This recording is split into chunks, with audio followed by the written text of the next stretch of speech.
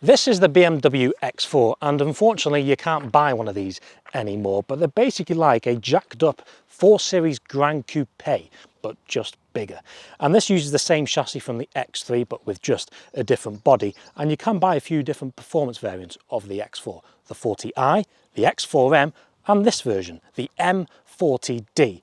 And my first thought is I would probably buy the 40i version, but thinking of it, the M40d version actually makes more sense. You get in the fuel economy and the performance. So let's see how those two things combine. I'm Max Devani, and welcome to Driven Plus.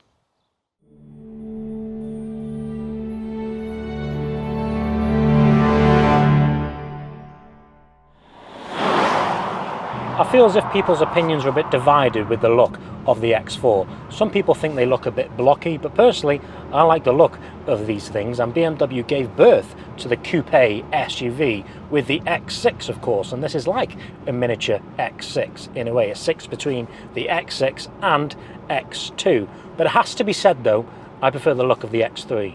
But BMW decided to kill the X4 because of the introduction of the new X2, because they felt the new X2 and X4 were too similar.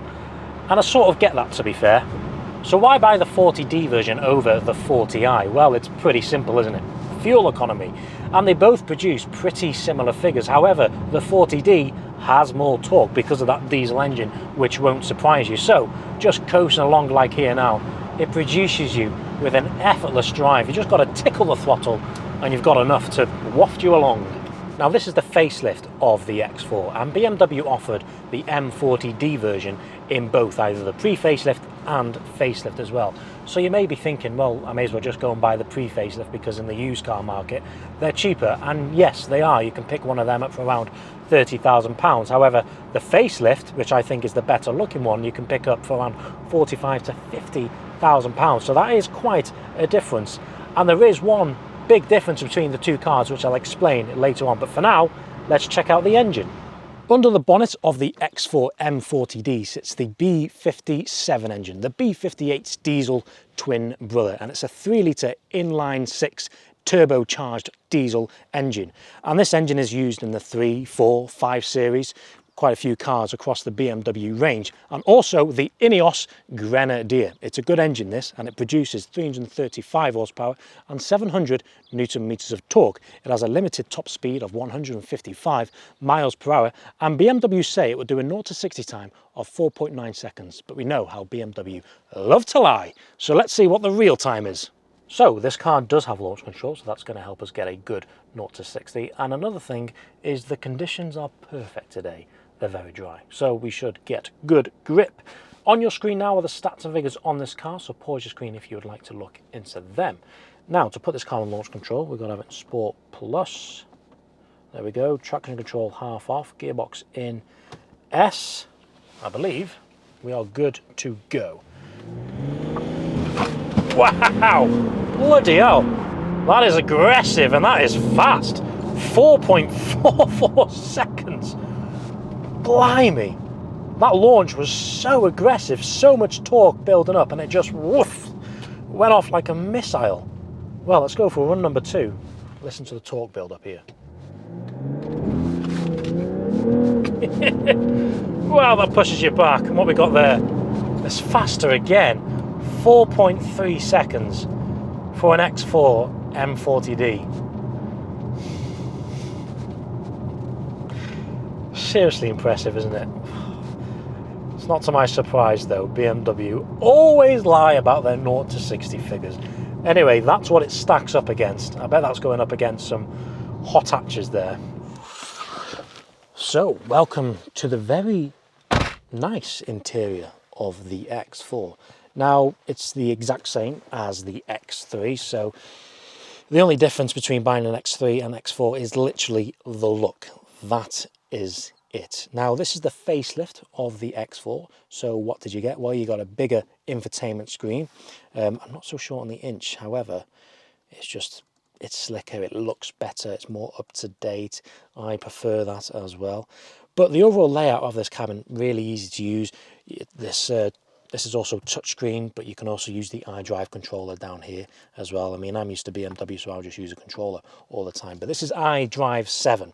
Now the good thing about iDrive 7 is that it still incorporates all the physical touch buttons for your climate control and heated seats, so I much prefer that, and you still get the touch sensitive buttons down here. You get a quick shortcut to turn all the safety features off, which is good, so you can configure your individual as well on that, so lane departure warning, front collision warning, and lane changing and all that sort of stuff, so that's handy to know. But I think the comfort aspect of the X4 is really nice. Really like these seats with the blue stitching as well. But I think the one thing which does it for me is this sunroof. It's special, isn't it? Who doesn't love a car with a sunroof? You also get a digital driver's display, which also says M40d. So let's go ahead and start the car up and see. Pretty quiet, isn't it? And you can change the view. You can play your Spotify on there as well. By the way, this car does have Apple CarPlay and Android Auto as standard, which is good to know.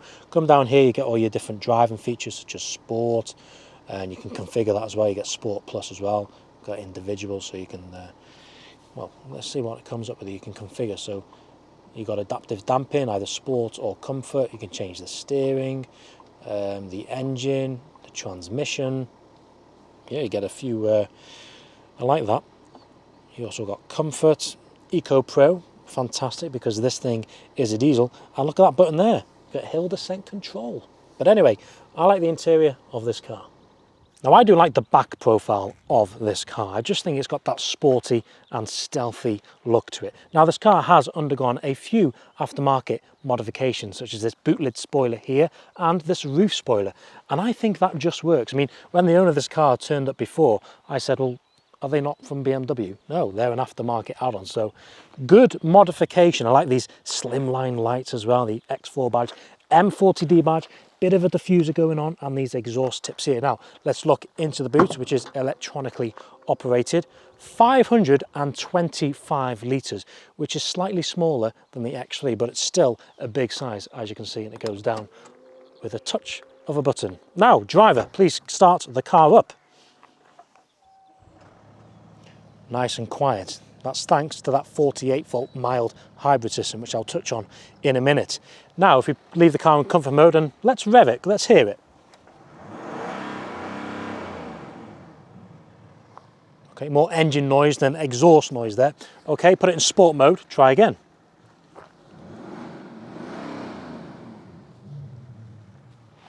Not much difference. Anyway, let's get back onto the road. So what's this thing actually like to drive then? Well, firstly, we're going to comment on its suspension. It's compliant, it goes over the bumps quite nicely. I don't think it's as smooth as a Mercedes GLC, in my opinion. But the thing is with BMW SUVs, they provide you with a sporty feeling. A lot more sporty than an Audi or Mercedes, in my opinion. And when you look at BMW SUVs, they mount their engines lower into the engine bay, which then provides you with a lower centre of gravity. So it doesn't really drive like an SUV, it actually drives like a car. So here's the thing, when you actually put this car through some corners, this is a great tight one here, it's quite noticeably better than its competitors, except the Porsche Macan.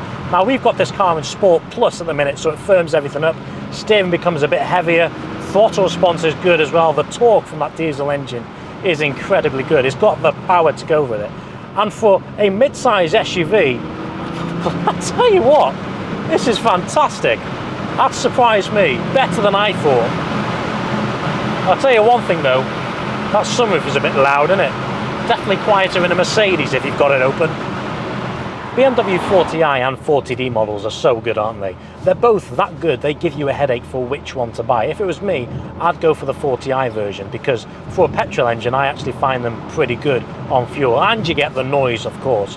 But where the 40d comes in, if you're not bothered about noise and you want fuel economy and you want performance, then this is your answer. Now the difference between the pre-facelift and facelift version of the X4 isn't just the look or tech.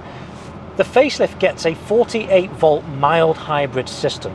BMW call it MHT, so when you look on an Auto Trader or on a used car search, you'll see BMW X4 M40d MHT, and that's when you know it's the facelift version, and obviously the look as well. Now, what that system does, it fills in the gaps between the gear changes. So the gear change just becomes so smooth you can hardly notice them change. And another thing it does as well is the initial pickup. So I'll put my foot down now. You get that initial boost from that hybrid system as well. And this gearbox is so good without this hybrid system. So when you add this hybrid system, it's seamless. It really is. It's so smooth. So I think one thing we can all agree on is the thing you have to compromise when buying a diesel is the noise.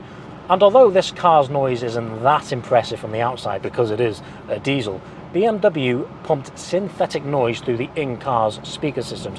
A lot of manufacturers do these nowadays. So what I'm going to do, just going to close the sunroof just so you can hear what the noise is like. So at the minute we're in comfort mode, so let's put my foot down. Ooh, lovely straight six tone coming through there. What about when we put the car in sport mode? Do we get more of a rumble? Yeah, you do get a deeper noise there. The brakes are good on this car, by the way. I quite like the noise of that, to be fair. I don't mind that it's fake because it makes a nice deep straight six tone. So where does the X4 M40d fit in? Well, if you're a diesel lover and you love your performance and you like doing long distance driving and you want something sporty looking in the form of an SUV, then in my opinion there's no other car that does this job better.